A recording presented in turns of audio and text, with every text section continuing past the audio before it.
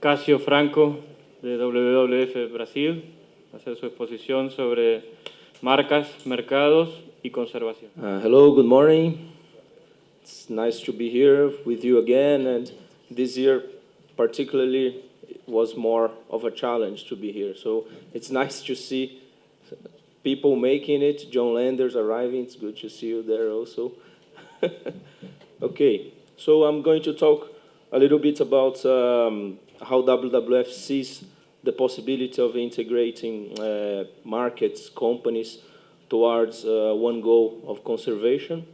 I'm going to talk about some examples of partnerships we have had, and how we can further develop partnerships into the soy contest.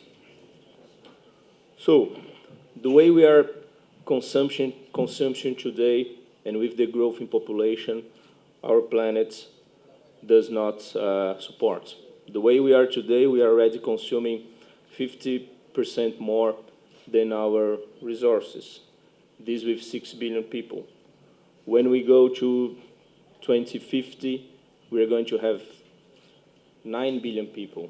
So what are we going to do? So WWF focus on working on consumption and on production. So what will be consumed needs to come from responsible or from sustainable sources.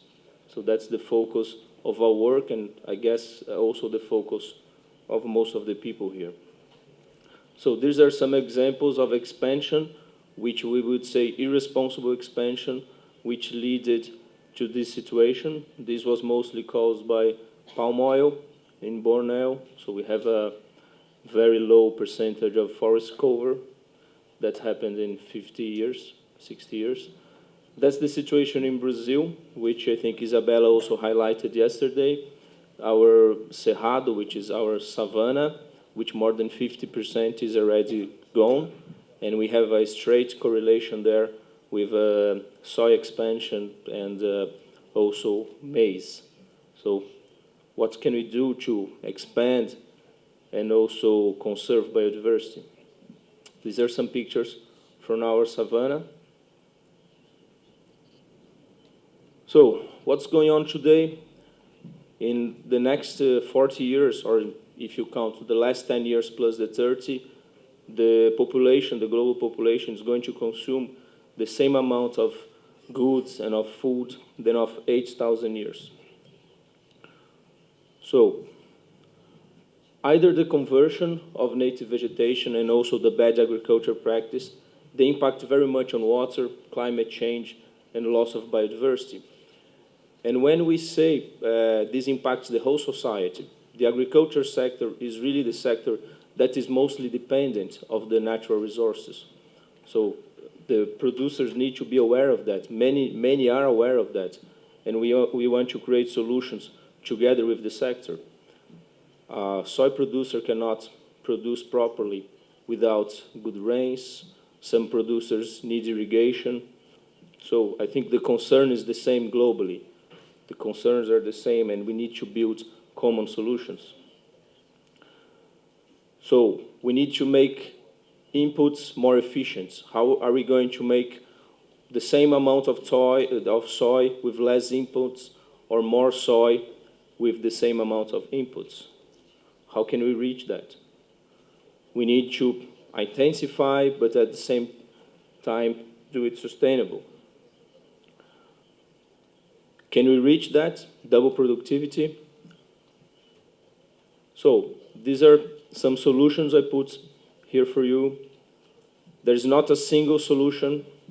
I think the solution is what we're trying to create here, to work together. There's no solution working on its own. I think the concern is global. We face global challenge. We face climate change. We need to tackle this. We need to work on genetics, how to have varieties that can produce more with less inputs. We need to tackle deforestation. It's a reality. But we also need to expand. So how are we going to expand towards areas that are not so priority? I think Giovanna from TNC, she explained very well the concept of priority areas for conservation. So if we do need to expand, if we do need to convert, we can convert firstly areas that are not so much priority. And things that are key on this process is to increase pastures productivity, at least in South America. In the case of Brazil, we have many degraded pastures. We need to create tools, economic incentives, and public policies to release some of these areas for agriculture and increase productivity of livestock.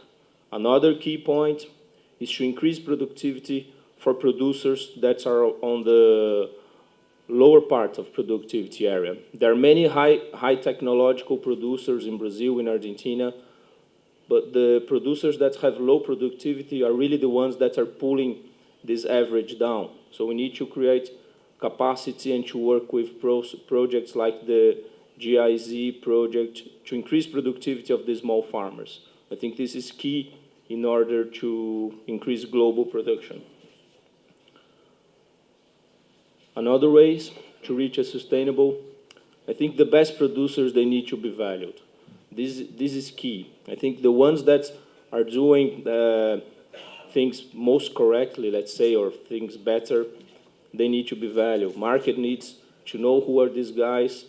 This is important in order to start rolling the ball. How can we value these producers? They're going to reach better markets. By better markets, I do not mean premium.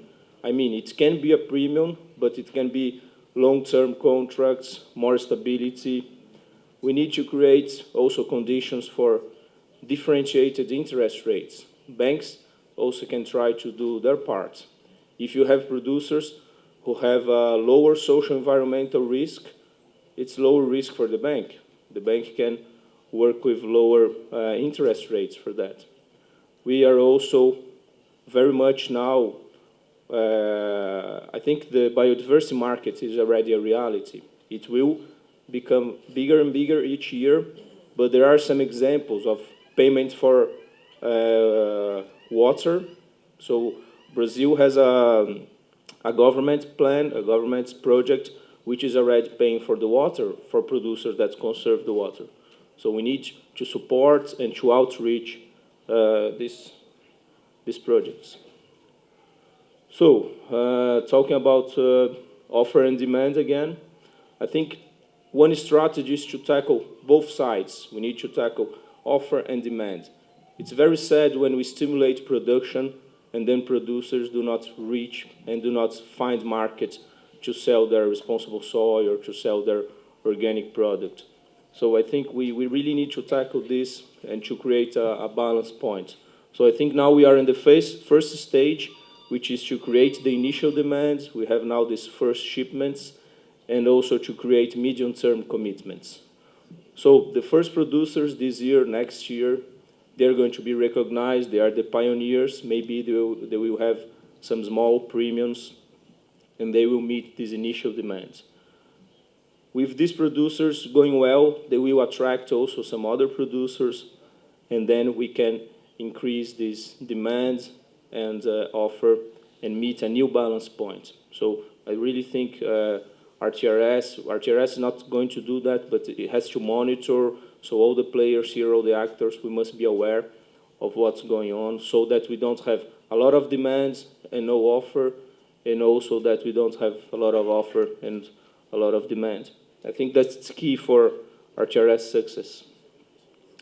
So when I say sustainability is the same as availability, I mean that if we do not have sustainability, we will not have food, we will not have feed, we will not have fiber in some years. So sustainability must really be part of the core of the producer and of the industry.